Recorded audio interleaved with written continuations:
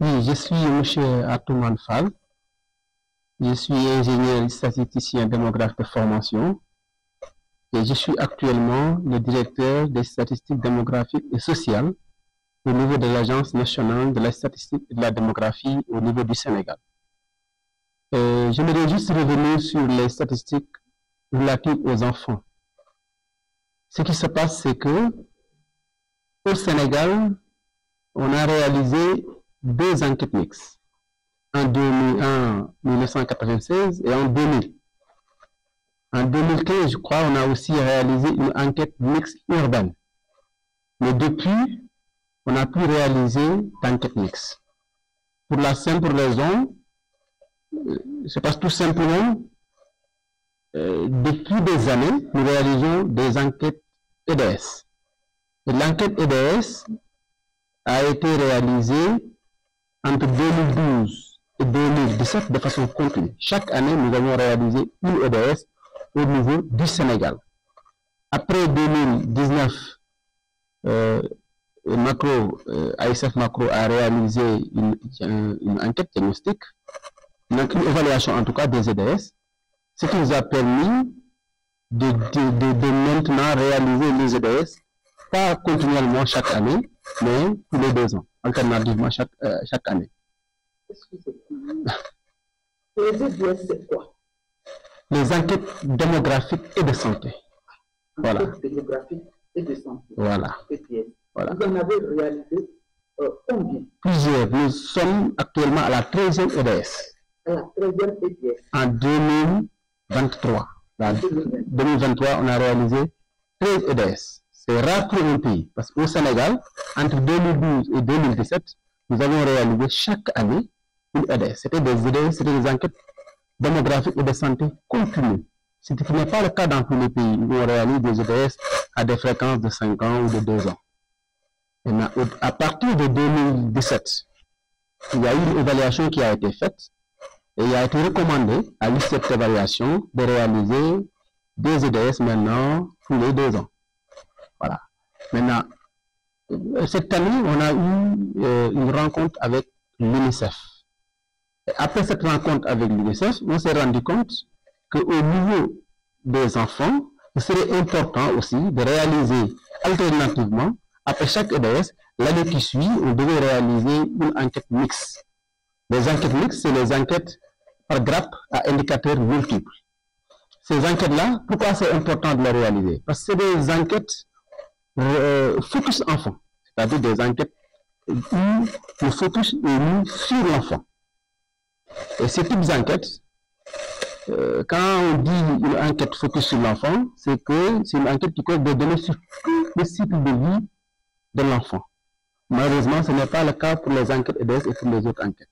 Donc c'est important aujourd'hui, pour avoir des données sur l'enfance, d'avoir des enquêtes EDS, des enquêtes mixtes, ou peut-être d'autres sources de données pour combler le gap, pour avoir vraiment des données sur toute l'enfance.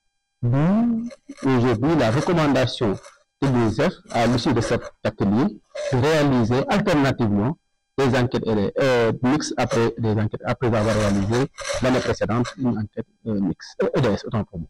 Excusez-moi, est-ce que selon vous, ce n'est pas une façon de l'activité, les moyens, les compétences? Est-ce qu'une seule enquête ne peut pas tout regrouper? On prend 2 ans pour réaliser toutes les formes d'enquête là, mais quand on va dans une famille, dans un ménage, on réalise tout ce qu'on a comme enquête à la fois. Ou bien ce n'est pas possible? Oui, pour moi, c'est pas trop. Il suffit juste de savoir, de trouver l'équilibre. Hein? L'équilibre pour aussi ne pas trop charger les familles. Parce qu'en fait, les buts ne sont pas les mêmes. Et c'est des renforcements de capacité pour les INS, les Instituts nationaux de statistiques. C'est important de réaliser et des enquêtes EDS et des enquêtes mixtes. Parce que tout simplement, l'enquête mixte a sa méthodologie, l'enquête EDS aussi a sa méthodologie qui est propre. Maintenant, si vous voulez réaliser les 2 en même temps, ce sera trop lourd. Nous, on a essayé de le faire en faisant une enquête démographique et de santé combinée à une enquête développement intégré de la petite enfance. On l'a fait en 2023. Mais c'était extrêmement lourd. Et la leçon qu'on a tirée, c'est de réaliser séparément les enquêtes. Parce que pour les enquêtes EDS, c'est très lourd. Avant, les enquêtes mixtes étaient légères. Et on pouvait combiner X et EDS. Et ce n'est plus le cas, parce que les enquêtes mixtes aujourd'hui, on a des enquêtes mixtes très lourdes qui sont à l'image des enquêtes EDS, peut-être même plus lourdes que les enquêtes EDS. Donc, ce sera très difficile de combiner les deux enquêtes. En tout cas, la recommandation, moi, d'après les informations que j'ai à ma possession, après avoir parcouru l'ensemble des modules relatifs à ces deux enquêtes-là, je considère que le mieux, c'est de réaliser les enquêtes EDS à des intervalles réguliers. Par exemple, les enquêtes EDS, on peut le faire sur 5 ans. On est sur des intervalles de 5 ans. Maintenant, entre deux enquêtes EDS, on peut faire une enquête mixte, sans pour autant surcharger les ménages. Ces enquêtes, j'ai remarqué que le Sénégal est, si on peut dire, champion de la réalisation des enquêtes. Quel est l'impact de cette réalisation-là sur le développement de votre pays? Oui, pourquoi c'est important de réaliser beaucoup d'enquêtes? Parce que toutes les politiques reposent sur des données. Les données, en réalité, ce sont les yeux de la gouvernance. Ce sont les données qui éclairent un peu le chemin où on passe pour réaliser de bonnes politiques. Aujourd'hui, au niveau du Sénégal, on a une masse énorme d'informations. Et ça nous permet aujourd'hui de voir l'évolution des indicateurs.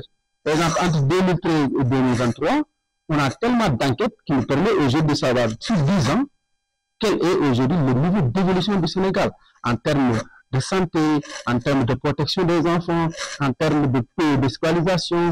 Dans tous les domaines, aujourd'hui, on a des données qui nous permettent aujourd'hui d'avoir une idée claire sur est-ce qu'on a avancé, est-ce qu'on a reculé, est-ce qu'on a stagné. Et c'est important pour le développement d'un pays. Aujourd'hui, on a beaucoup de programmes et de politiques qui sont mis en œuvre dans nos pays. Ces projets et programmes mis en œuvre, on doit regarder, on doit faire des suivis, évaluations de ces projets et programmes. Et pour le faire, il y a toutes les données qui peuvent le faire, et des données probantes, des données de qualité, des données collectées à des intervalles de temps réguliers avec la même méthodologie. Et là, les évaluations, vous avez parlé tout à l'heure des évaluations. Les évaluations vous permettent de retenir quoi dans le cas du Sénégal? Par exemple, aujourd'hui, oui, je ne peux pas dire qu'on a évolué. Peut-être moi, je suis statisticien, je mets à la disposition des outils à l'autorité pour qu'eux-mêmes tirent les conclusions. Moi, je ne fais pas le constat. J'entre pas dans est-ce qu'on a évolué. Moi, je fais un constat. Je leur fais le constat, je leur donne leurs données. Voilà, on était à ce niveau-là en 2013. Voilà où on est en 2023. Maintenant, il revient à d'autres structures plus qualifiées que la MSD, d'analyser ces données, d'en sortir la quintessence, et aujourd'hui de conseiller et de bien conseiller les autorités. Moi, mon rôle, en tant que statisticien démographe de la MSD, s'arrête au constat. C'est-à-dire, moi, je sors les données, voilà ce qui est. Maintenant, pour faire parler les données, il y a d'autres personnes plus habilitées que la MSD, d'autres structures plus habilitées que la MSD. Vous partagez ce constat-là avec moi? Je ne veux pas entrer dans les détails du constat, c'est-à-dire, aujourd'hui, on a fait un recensement, on sait qu'on est passé, par exemple, je dis l'exemple de la population, où on est passé de 13 millions 715 000 en 2013. Aujourd'hui, on est à 18 126 396 résidents, de personnes résidentes au Sénégal. Voilà un exemple. Donc, c'est comme ça que je fais. Maintenant, oui, pour les enfants aussi, on a vu que pour le Sénégal, si je prends par exemple un autre exemple, peut-être, je ne vais pas peut-être parler des enfants, mais peut-être je vais parler aujourd'hui du rapport de dépendance démographique. Le rapport de dépendance démographique, pourquoi c'est important? Parce qu'en fait, le rapport de dépendance démographique, c'est juste le nombre de personnes potentiellement actives. Combien de personnes potentiellement actives? Donc, c'est la population âgée entre, on compare un peu la population âgée entre 15 et 65 ans et la population âgée entre moins de 15 ans et plus de 65 ans. Et cette population âgée entre 15 et 65 ans est potentiellement active. C'est la population qui naturellement doit être au travail. Maintenant, cette population-là, si elle a du travail, elle pourra prendre en charge la population qui est censée ne pas encore, qui n'a pas encore l'âge de travailler ou qui a dépassé l'âge de travail, c'est-à-dire les moins de 15 ans et les plus de 65 ans. Maintenant, ce rapport de dépendance démographique est passé de 72 en 2013 à aujourd'hui plus de 81, on est à 82 en 2023. Ça veut dire quoi? Ça veut dire qu'aujourd'hui, la population censée prendre en charge, la population à prendre en charge a augmenté. Et ça, c'est une opportunité pour le Sénégal. C'est-à-dire, si le Sénégal aujourd'hui parvient à donner de l'emploi, à éduquer, à former cette population âgée entre 15 et 65 ans, pour qu'elle soit vraiment active, cette population pourra bien prendre en charge, parce qu'elles sont plus nombreuses, elles sont devenues plus nombreuses, ces populations-là. Et ces populations-là ont aujourd'hui la capacité de prendre en charge la population âgée entre moins de 15 ans et âgée de plus de 105 ans. Donc ça, c'est un autre exemple. Mais pour vraiment l'explication, l'interprétation, je laisse le soin à d'autres structures beaucoup plus habilitées que moi pour le faire. Merci, M. Fall, pour tous ces éclaircissements.